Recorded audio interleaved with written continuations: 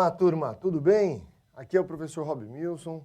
Espero poder contribuir com vocês com uma aula sobre instalações elétricas, onde você e todos nós aqui estudaremos sobre como realizar um projeto de instalações elétricas.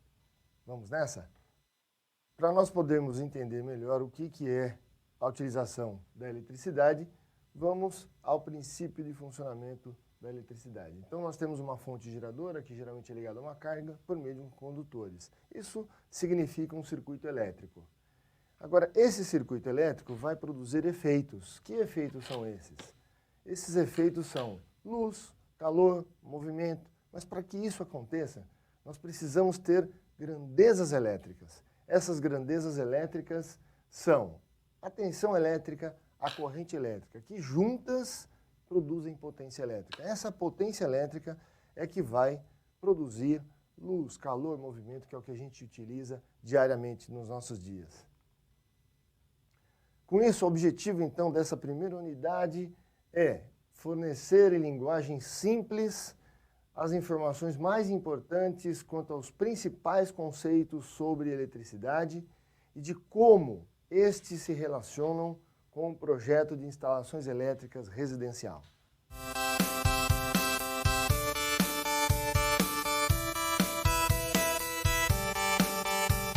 Dá uma olhada nessas ilustrações. Essa não é uma realidade nossa, dia a dia. Olha como nós dependemos da eletricidade para tomar um banho, para poder assistir uma televisão, para andar num ônibus elétrico e tantos outros exemplos. A utilização desse meio que nós comunicamos hoje, quanto a gente utiliza, quanto a gente é dependente da eletricidade. Com isso, como que a gente utiliza essa eletricidade? Nós precisamos dessas grandezas elétricas. Olha elas aqui, ó, a tensão, a corrente e a potência elétrica. Na verdade, esses efeitos são possíveis graças a essas grandezas elétricas. Agora, onde tudo isso começa? Isso começa no átomo. Lá naquela aula que você teve de ciências, lá atrás. Ou seja, o átomo ele é composto do quê? De núcleo e eletrosfera. No núcleo, nós temos os prótons e os nêutrons, e na eletrosfera, os elétrons. Pois bem, o princípio da corrente elétrica está exatamente nesse conceito. E pegando, claro, não poderia ser diferente, pegando o cobre como referência, por que o cobre é um metal de excelente qualidade para ser um condutor de eletricidade e de corrente elétrica? Porque ele tem vários elétrons e ele tem na última camada um elétron. Esse elétron é chamado de elétron livre. Exatamente por ele estar mais distante do núcleo, ele salta de lá com mais facilidade. Por isso é que o cobre é um metal e considerado aí um dos excelentes condutores de eletricidade. Claro que existem outros, mas o cobre é o mais comumente utilizado pela sua característica, inclusive pela sua propriedade física e facilidade de encontrar na natureza.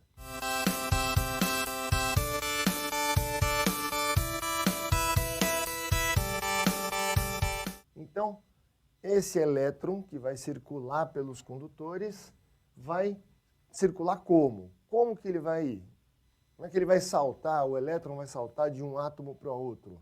Através da tensão elétrica. Quem efetivamente faz com que esses elétrons circulem pelo condutor é a tensão elétrica, ali representada na primeira figura. Agora, o movimento dessa corrente elétrica, produzido pela força da tensão que empurra, o produto dessas duas produz potência elétrica. E essa potência elétrica nós percebemos, nós utilizamos. Por exemplo, ali uma luz, uma lâmpada produzindo luz, produzindo calor. Esse efeito é o que nós utilizamos. Então, já ficamos aqui com um conceito fundamental. Para que nós tenhamos luz, movimento, calor, nós precisamos de tensão e de corrente elétrica. O produto dessas duas grandezas é a potência elétrica. Está aí, ó. Potência elétrica. Já que o produto da tensão vezes a corrente é a potência elétrica e a unidade de medida de tensão é volts e a unidade de medida de corrente é ampere, logo, a unidade de medida de potência elétrica é VA, volt, ampere. Veja ali na segunda figura, potência elétrica em VA é igual a tensão elétrica em volts vezes a corrente elétrica em amperes. Com isso, nós definimos o que é potência elétrica. Contudo, a gente precisa ilustrar, através desse triângulo retângulo, de que potência elétrica em corrente alternada, ela não é uma única potência. Não existe a potência elétrica só em VA. A potência elétrica em VA é representada pela letra S. Observe no triângulo retângulo que a hipotenusa do triângulo representa a potência elétrica em VA, representada pela letra S, melhor dizendo. E, como nós sabemos, a hipotenusa é a parte maior do triângulo retângulo. E nós temos outras duas partes do triângulo retângulo. O cateto adjacente ao ângulo, aquele ângulo φ que você vê ali, e ao cateto oposto, que é a potência reativa. Ou seja, a potência ativa é aquela que efetivamente produz trabalho, é representada ali pelo cateto adjacente ao ângulo, o letra P ali, ó, potência ativa em watts. E oposto ao ângulo é a potência reativa em volt-ampere reativos. Então, o triângulo retângulo aí, para nós, podemos chamar de triângulo das potências. O triângulo das potências representa as três potências envolvidas quando a gente está utilizando corrente alternada. Ok? Potência ativa, portanto, a potência P ativa, é a parcela efetivamente transformada em trabalho.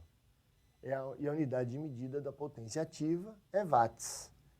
Dê uma olhada na figura ao lado, observe como nós podemos perceber a potência mecânica. Por exemplo, um liquidificador, quando você está fazendo o seu suco, quando você está fazendo o seu bolo, quando você está fazendo algum produto que você vai fazer uso, você tem uma necessidade de uma potência mecânica. Então você liga na energia elétrica, aquela tensão alimenta um circuito elétrico, circula uma corrente, produz uma potência elétrica, produz uma potência mecânica no eixo daquele liquidificador e ele produz aquilo que você quer fazer, que é triturar o alimento.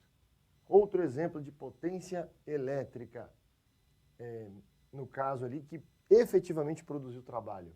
A potência térmica, o chuveiro, quando você aplica uma tensão, circula uma corrente, aquece a resistência, aquela resistência produz calor e transforma a água que está na temperatura ambiente numa água aquecida. Outro exemplo, a lâmpada. Você aplicou tensão, circulou corrente, produziu o efeito da potência elétrica, produziu efetivamente a potência ativa em watts e a lâmpada produziu luz para nós. Agora, e potência reativa? A potência reativa, ela é a parcela transformada em campo magnético, podemos assim dizer. É claro, essa é uma maneira mais simples de nós entendermos. Então, todas as vezes que nós necessitarmos de um motor, e esse motor precisa de um campo magnético para poder fazer girar o eixo, surge então uma parcela da potência chamada potência reativa. E a unidade de medida de potência reativa é volt-ampere reativo. E a potência reativa a gente utiliza a letra Q. Então, a letra P a gente usa para a potência ativa, aquela que produz efetivamente trabalho. E a potência Q reativa é aquela que surge quando a gente aplica tensão num circuito que é magnético, que vai produzir campo magnético. Toda vez que precisar de campo magnético na história, vai surgir então, melhor dizendo, essa potência reativa em volt-ampere reativo.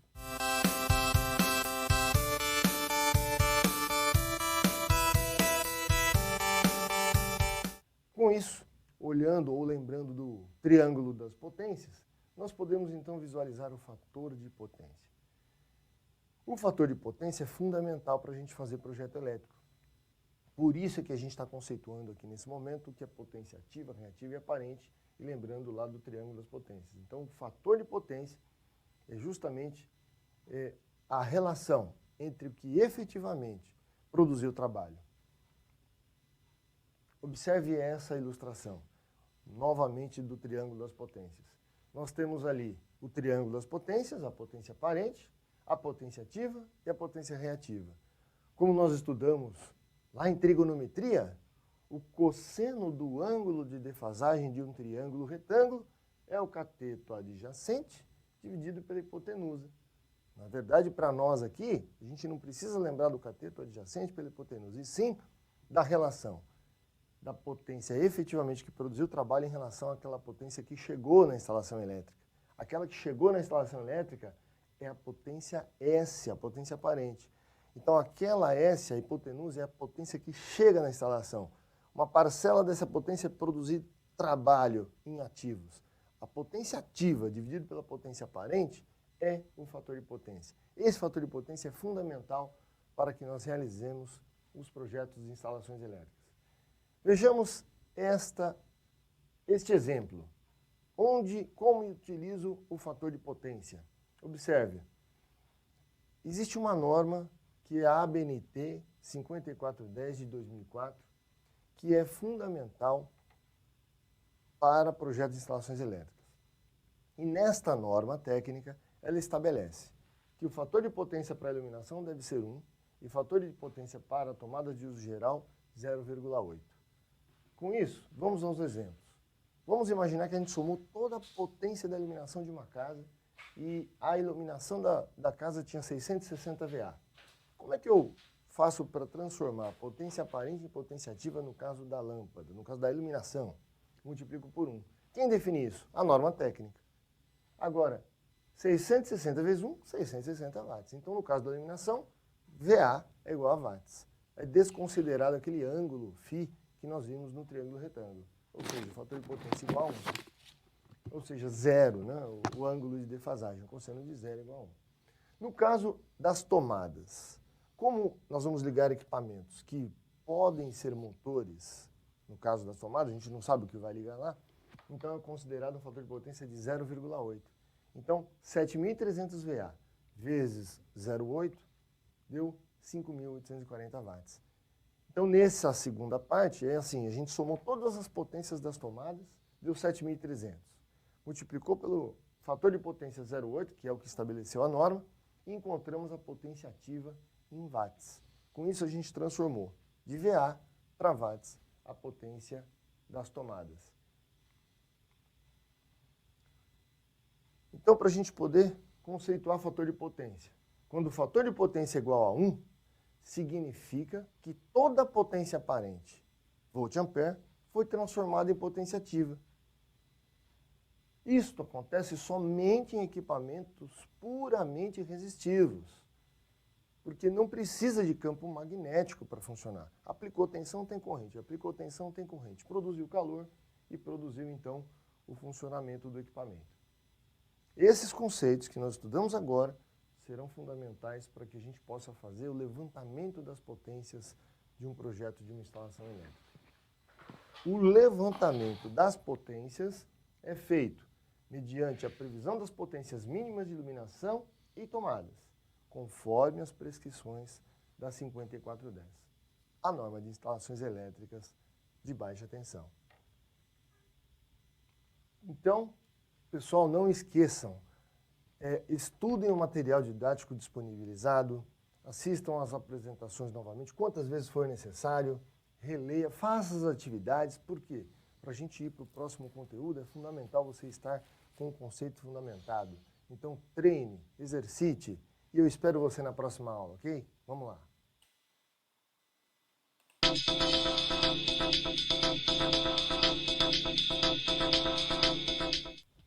Olá, pessoal, tudo bem?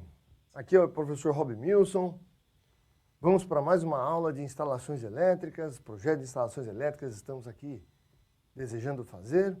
Já estudamos os conceitos fundamentais da eletricidade, tenho certeza que você já estudou o conteúdo, já fez os exercícios, já fez as atividades, está preparado e ansioso para a nossa próxima aula. Vamos lá.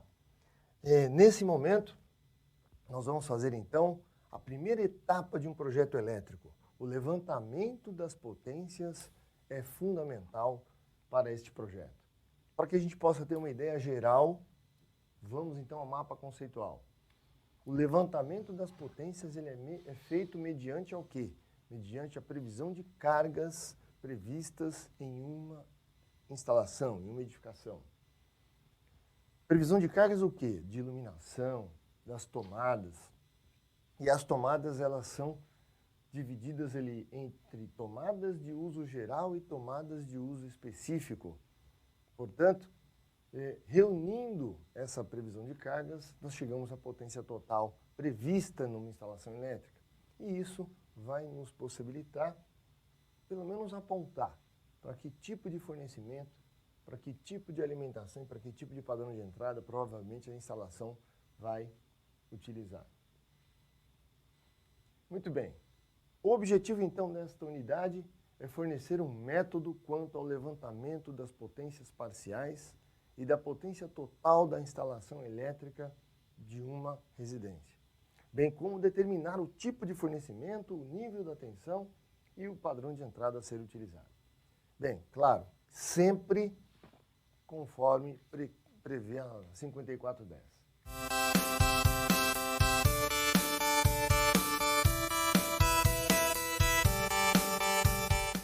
O levantamento de cargas, portanto, ele é feito conforme um dos itens da norma. E para fazer a aplicação desses parâmetros, nós vamos partir de uma planta baixa. A planta baixa que nós utilizaremos é essa como exemplo do projeto a estudarmos juntos aqui. Essa é a planta baixa de uma edificação onde você tem ali as dimensões do espaço, as dimensões da planta baixa.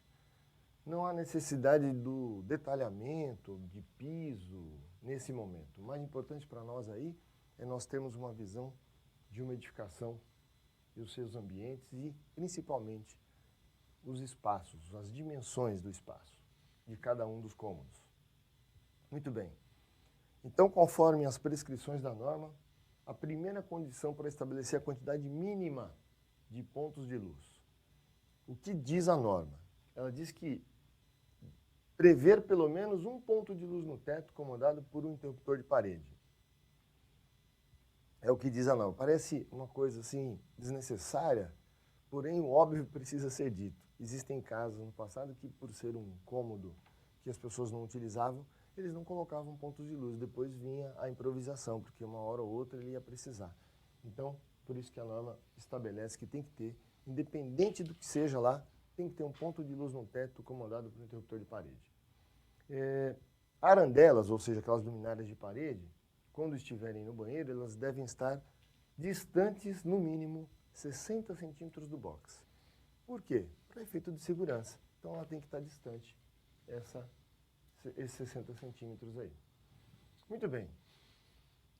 Quais as condições para se estabelecer a potência mínima de iluminação?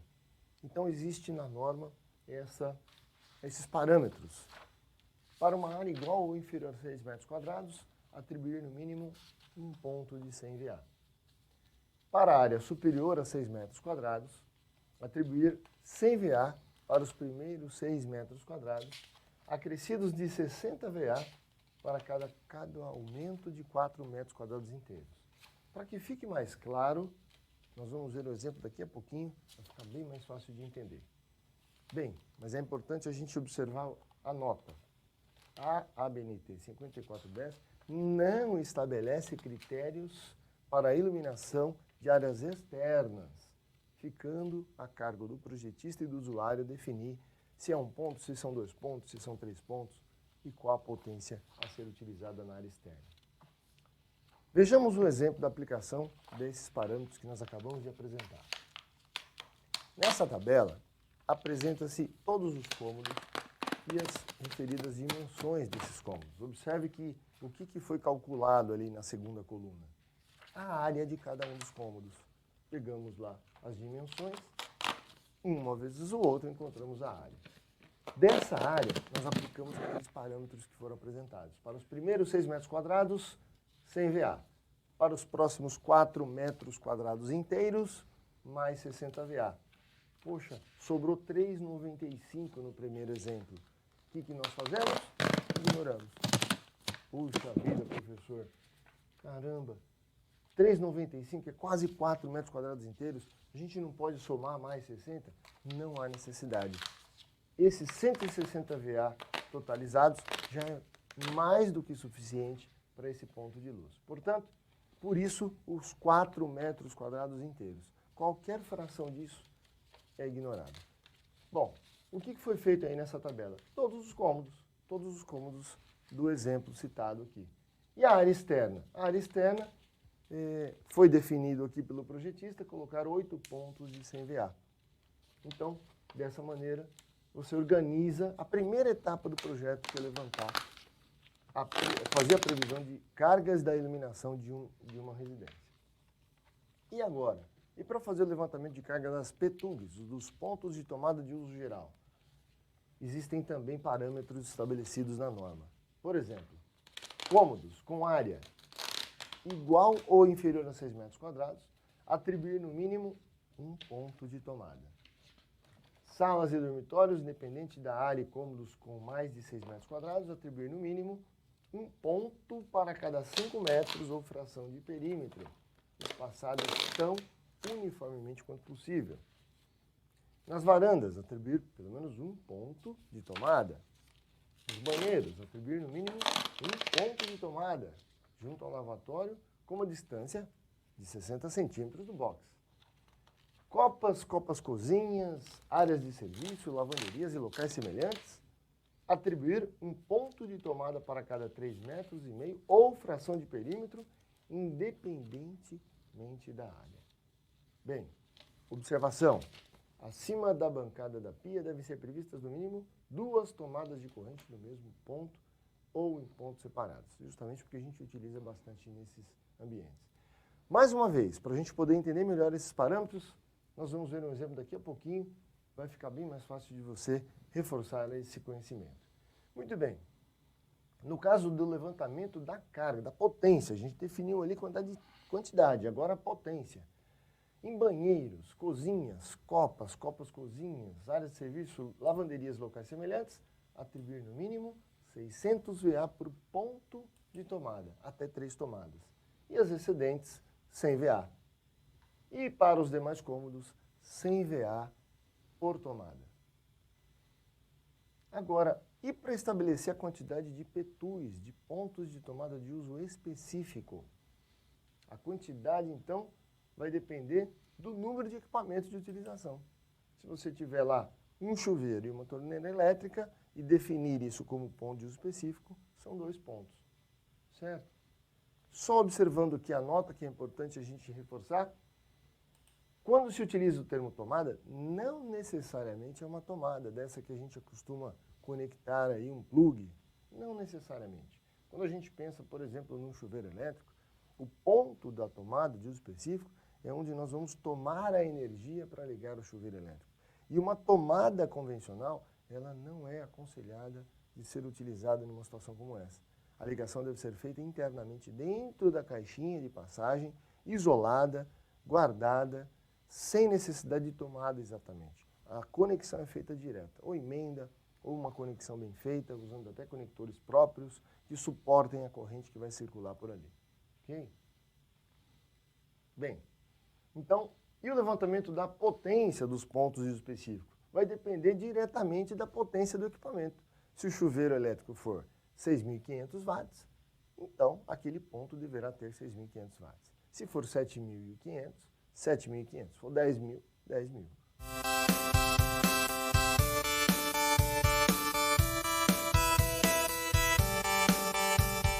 Vejamos então um quadro que facilita então a visualização desses parâmetros. Veja lá. Então, no caso da sala, 4 pontos de 100 VA foi assim definido. Por quê? Porque baseado na área e no perímetro, a cada 5 metros estabeleceu-se 4 pontos de tomada de uso geral. No material de apoio, você vai ver isso detalhado, passo a passo. Então, não deixe de rever o material didático, porque você vai perceber que cada cômodo aqui foi devidamente escolhido, ponto a ponto e quantidade por quantidade. E aí, reunindo todas as informações, nós chegamos na potência de cada um dos cômodos somados ali. E a gente pode, então, chegar na potência da iluminação em VA, que nesse exemplo deu 1.560, na potência dos PTUGs, que nesse caso deu 6.400, e no caso das PTUs, 12.800. Então, só reforçando, PTUG, ponto de tomada de uso geral, PTUI, ponto de tomada de uso específico. Portanto, a somatória dessas potências pode ser vista nesta tabela. Observe, a potência de iluminação em VA, 1560 VA. Essa é a potência aparente. Lembra? VA, potência aparente. Já as PTUGs, 6400 VA, também potência aparente. E as PTUIs? Neste exemplo, 12.800 watts. Já watts é potência ativa. Espera um pouquinho. Potência aparente e potência ativa. Eu posso somar as duas? Lembra daquela transformação? Eu preciso transformar essa potência aparente em potência ativa. Como fazer isso? No caso da iluminação, utilizamos o fator de potência igual a 1. Para as tomadas, utilizamos o fator de potência igual a 0,8. Lembre-se dos conceitos fundamentais que a gente estudou agora há pouco. Então, transformando de VA para watts, a potência da iluminação ficou 1.560 watts e a potência das PTUGs ficaram 5.120 watts. Quando a gente soma tudo isso agora, juntando ali as potências ativas das PTUIs, chegamos então na potência ativa total prevista dessa instalação, 19.480 watts. Com esse valor, dá para a gente ter então uma noção, pelo menos preliminar, de qual é a potência ativa total prevista nessa instalação. E isso nos permite definir o tipo de fornecimento, qual a tensão de alimentação, ou os tipos de tensão de alimentação utilizados e o padrão de entrada. O tipo de fornecimento e tensão geralmente é estabelecido pelas concessionárias. Pegamos como exemplo aqui a Eletropaulo, que é uma concessionária de São Paulo, mas pode ser qualquer outra, qualquer região tem a sua concessionária. E nesse exemplo, portanto, dê uma olhada. Olha aí, ó.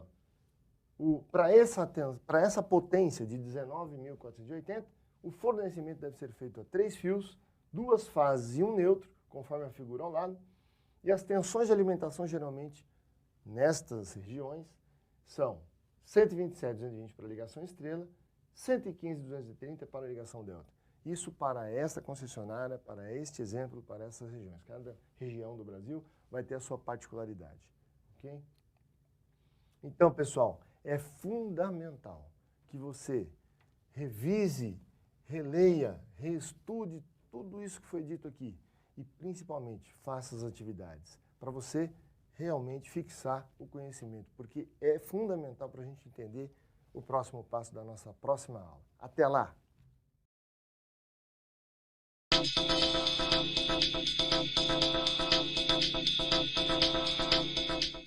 Olá, pessoal! Aqui é o professor Rob Milson, para que nós possamos dar continuidade neste conteúdo sobre o projeto de instalações elétricas.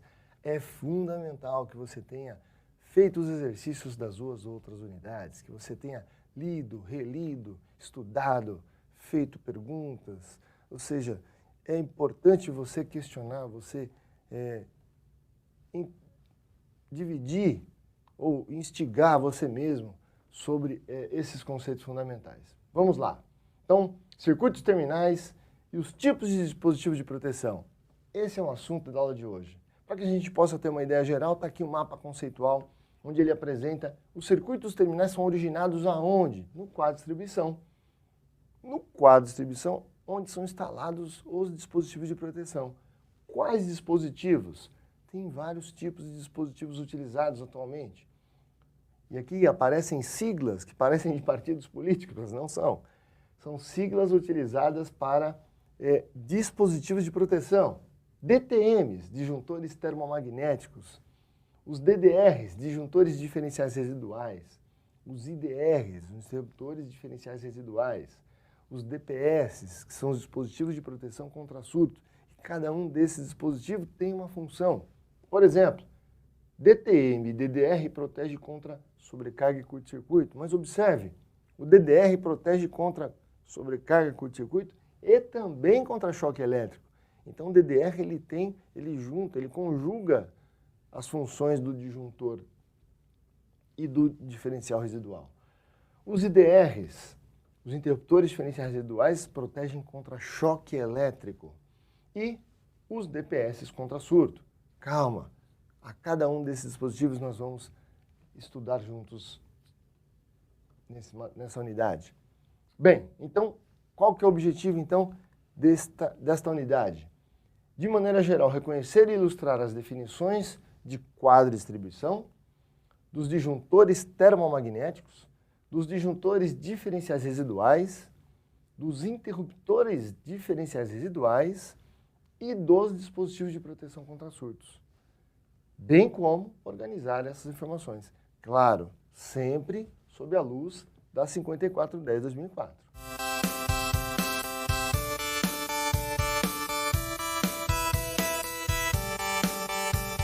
Para que a gente possa ter uma ideia o que é um quadro de distribuição, aonde ele se localiza, dá uma olhada nessa figura. Essa figura ilustrativa mostra um sistema de distribuição, vindo lá da rede pública de alimentação. Vem lá um ramal de ligação, né? Lá da rede, nesse caso aérea, alimenta ali no ramal de entrada, entra ali pelos condutores que passam por uma bengala, entram no quadro de medição, vão por dentro do eletroduto lá para o quadro de distribuição. É neste quadro de distribuição que nascem os circuitos terminais de uma instalação elétrica. E nesse quadro de distribuição que são instalados, então, os dispositivos de proteção que nós vamos estudar. Antes de estudar os dispositivos, uma definição de quadro de distribuição. É o centro de distribuição de toda a instalação elétrica de uma instalação, de uma residência. Concorda? É dali que saem todos os circuitos terminais. Contudo, é previsto na 5410 que todos os quadros de distribuição têm uma advertência fixada internamente. Agora, por que existe essa placa de advertência? Então, me permita fazer a leitura do quadro para a gente poder entender o conceito. Observe o que está escrito. Quando o disjuntor ou fusível atua desligando algum circuito ou a instalação inteira, a causa pode ser uma sobrecarga ou um curto-circuito. Desligamentos frequentes são sinal de sobrecarga. Por isso, nunca troque seus disjuntores ou fusíveis por outros de maior corrente. Com isso, pessoal, para quem que é essa mensagem? Será que é para o especialista? Será que é para o eletricista, para o técnico, para o engenheiro especialista? Na verdade, não. É para o usuário comum. Justamente para dizer assim, olha, não faça uma substituição aleatória. Ah, porque está desligando, então eu vou lá e coloco um de valor maior. Não pode fazer isso, que até é uma prática, lamentavelmente, que a gente encontra muitas vezes, mas não é a prática mais adequada. O correto é verificar. Como regra, a troca de disjuntor ou fusível de outro maior corrente requer antes a avaliação da necessidade da troca dos condutores. Correto? Então, aí sim, você precisa de uma pessoa especializada que vai fazer essa análise para poder te dar essa referência. Então é um aviso, dizendo assim, olha, não deixa ninguém chegar aqui dizendo que tem que trocar por um maior. E outra coisa importante, nunca desative ou remova a chave automática de proteção contra choque elétrico, o dispositivo DR, que nós estudaremos daqui a pouco. Então, estas informações, essa advertência, é para o usuário final. É justamente para que ele não deixe, ou pelo menos é uma tentativa, né, de mostrar para o usuário final, olha, não deixe ninguém chegar aqui dizendo assim, não, troca por um de maior corrente, elimina o dispositivo de proteção, o dispositivo DR, porque ele está desarmando constantemente. Não faça isso, ok? A desativação ou remoção da chave significa a eliminação da medida protetora. Por isso é que essa advertência é solicitada pela norma técnica 5410. Bom, onde deve ser instalado qual distribuição? Em lugar de fácil acesso. Nunca atrás de armário, nunca, né, em difícil acesso. E, de preferência, o mais próximo possível do medidor. Isso não é uma regra, isso não é uma obrigação, uma obrigatoriedade, mas uma recomendação, ok? Por quê? Porque o cabo que vai alimentar é o cabo mais caro da instalação. Então, gera uma economia. Bem, aqui um exemplo de um quadro de distribuição com alguns dispositivos de proteção. Nesse caso, estamos vendo ali um DDR, que é um disjuntor diferencial residual, alimentando vários circuitos terminais por meio dos DTMs, dos disjuntores termomagnéticos. Observe que o DDR alimenta pelos barramentos ali os circuitos terminais. E dos circuitos terminais segue para dentro da instalação elétrica.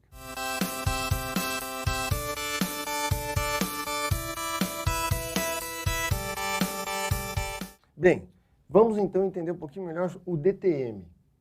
eu vou me ater aqui a 2 pontos importantes do DTM. Existem vários ali apontados. Nós vamos falar do termomagnético.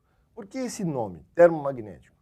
O termo, na verdade, vem do efeito térmico causado por uma sobrecarga. O que é uma sobrecarga? Vamos supor que eu tenho um disjuntor e a corrente nominal desse disjuntor é 10 amperes. Se a corrente for para 11 amperes, já é uma corrente maior do que a corrente nominal do dispositivo. Logo, já é considerada uma sobrecarga. Só que é uma sobrecarga elevadíssima? Não, é pouca coisa. Mas vai produzir um calor? Vai. Então, existe aqui nessa figura o número 9 ali, ó, bimetal responsável pelo disparo térmico. Então, tem ali uma lâmina bimetálica que vai sofrer o calor gerado por essa sobrecarga, que é a circulação da corrente por dentro do dispositivo. Ele vai fazer um movimento de, como se fosse um braço de ferro. São 2 metais com coeficiente de dilatação diferente. Então vai haver uma envergadura do metal. Essa envergadura do metal, caso por longo tempo continue, ele vai atuar mecanicamente, o disjuntor e vai desligar. Então, caso haja uma sobrecarga, há um superaquecimento. Há um movimento da lâmina bimetálica desarmando o disjuntor. Agora, um outro ponto importante, o número 4 ali, ó, que é a bobina para disparo magnético.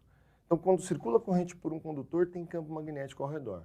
Se a gente faz isso uma bobina e joga dentro do disjuntor, como está ali, o que acontece? Quando há um curto-circuito, a corrente é muito alta. Como é muito alta, nesse enrolamento pequenininho, gera uma concentração de campo magnético.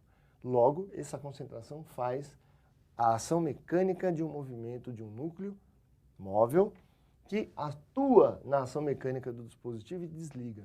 Então, por ação magnética, ele atua porque houve uma sobrecarga muito intensa, na verdade, um curto-circuito. Um curto-circuito é quando você conecta 2 condutores um no outro, lá fase neutra, por exemplo, a corrente vai lá para cima, produz internamente ali um campo magnético, esse campo magnético desarma o disjuntor.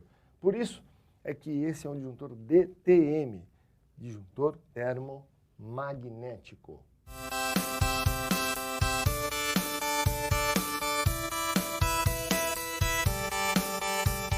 E o disjuntor diferencial residual? Ele pega os conceitos do DTM, tem dentro desse dispositivo a bobina, o bimetálico e, além disso, um dispositivo chamado dispositivo DR, que é esse cara aqui, ó. Esse é o dispositivo DR utilizado dentro do DDR também. O conceito fundamental pode ser visto na figura ao lado. Observe, ali tem um exemplo de um equipamento sendo alimentado por um circuito elétrico. E o que o DDR faz? Ele fica ali analisando, ou melhor, medindo o que está entrando no equipamento e voltando. A corrente elétrica que está indo para o equipamento e voltando para o sistema elétrico. E quando há uma diferença residual entre 15 e 30 mA, no caso de baixa sensibilidade, ele percebe essa diferença e desliga o dispositivo. Pô, mas quando que isso acontece? Quando há uma fuga de corrente. Observe ali na figura ao lado. Se houver uma fuga de corrente, ali representado pela ID, né, indo para a Terra, significa que o que está indo para o equipamento não está voltando 100%. Tem uma partezinha ali que escapou. Se essa diferencinha for maior entre 15 e 30 mA, no caso de baixa sensibilidade, ele acaba, então, de alta sensibilidade, melhor dizendo, ele acaba, então, desarmando o disjuntor.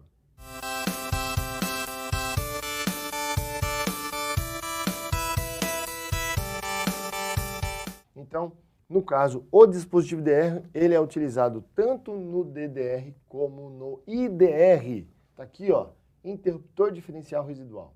Esse é o dispositivo que protege somente contra choque.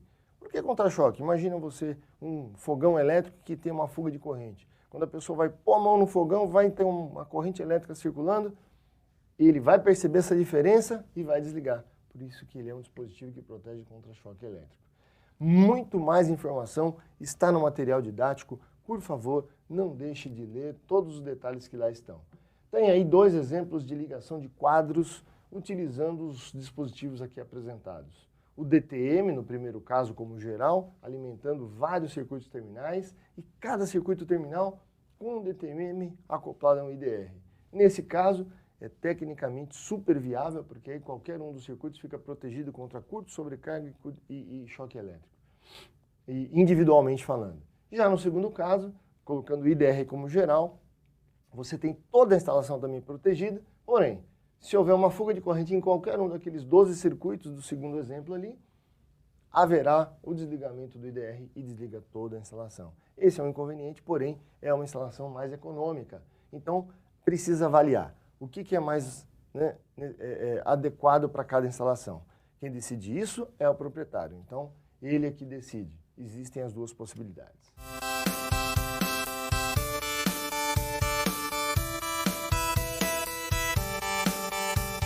E surto? Como é que eu protejo contra surto? Primeiro, para dizer o que é surto, vamos usar essas duas figuras. No primeiro caso, é apenas uma variação da tensão, ou seja, uma sobretensão. No segundo caso, é um surto. O que causa aquele surto? O que promove um surto como esse, por exemplo, que pode chegar aí a quilovolts, ou seja, milhões de volts? Pode ser um valor enorme.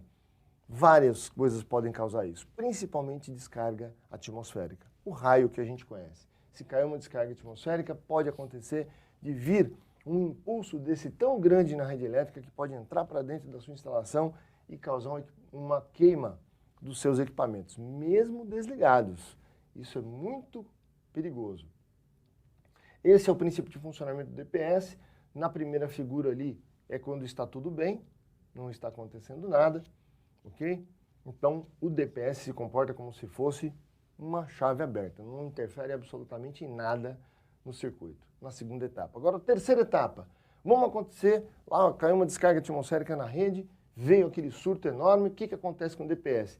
Ele se comporta como se fosse uma chave fechada, então ele curto-circuita ali para a terra, jogando aquela energia que veio ali extra para a terra, para o circuito de aterramento.